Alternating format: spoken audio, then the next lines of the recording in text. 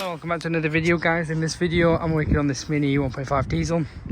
Now on the diagnostic, it's come back as hot film air mass meter. Now this is to do the MAF sensor. Well, we're hoping so. It is to be found, so if you're getting this, it could be other things, but realistically it goes back down to this MAF sensor here. Now there's these two little bolts on there, two screws. You undo them, it's pretty easy. The sensor comes off very easily and it slides out. Now here is the part number for a lot of you. Okay, it's same as the old school BMW Mini and BMW. It's the same stuff. It's the old school MAF sensor, not the new ones. Plenty, about probably 20-30 quid. I'd highly recommend getting OEM original. I have many others here, so I'll put this here knowing that that is from this car. So we'll check these out, pop it on. Obviously I know one or two may not work, but I always keep a handful of these anyway. I know they do mess up. The rest I will go through at another late stage, so the DPF as to what you can do in the EGR and whatnot. It has had a new EGR system because there were a recall on these 1.5 diesels that had a brand new manifold. But yeah, we'll start off with this.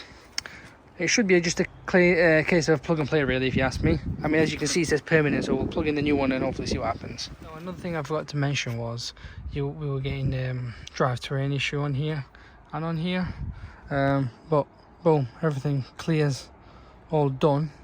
It's just like I said, it's a case of like plug and play.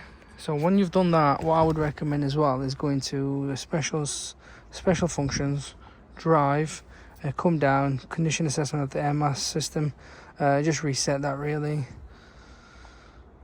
continue, that's fine. Reset adaptions as well, let's see what it gives us here. That's what I would recommend after changing the sensor, obviously. Unlike before, when we used to turn it on, boom, it was there instantly. So the air mass, that's what I would recommend. So mass airflow sensor, so let it do that. I will reset the EGR, the DPF and all this as well, just so we can get a good adaptation. Will reset after completing the service. Okay, it wouldn't allow you to reset if there was no communication between them both anyway. So that means it's a good sign. That means we are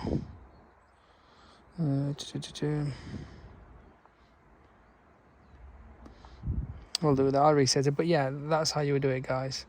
It's nothing crazy. Honestly, I do it myself rather than let anyone else touch it. But all done.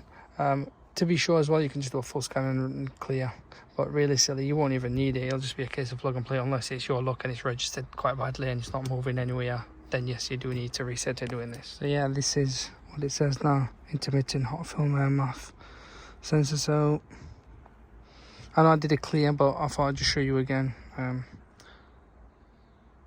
So it will be permanent even though you do a full scan. So that's why we recommend doing the reset of the sensors. Well, in your case, it could just be intermittent. It'll be a case of plug and play. But I'll be honest, the newer the cars get, the worse they are in terms of sensors registering, and you'll have to use a diagnostic tool to reset it. This is the launch. It's a brilliant piece of kit, X431 Pro V5. To be fair, it does a lot of jobs and a great price. The glow plugs, don't worry about, guys. That's perfectly fine, as they are completely something else. As you can see, there's nothing registered. That's fine, the headlight beam. But yeah, that's all done, guys.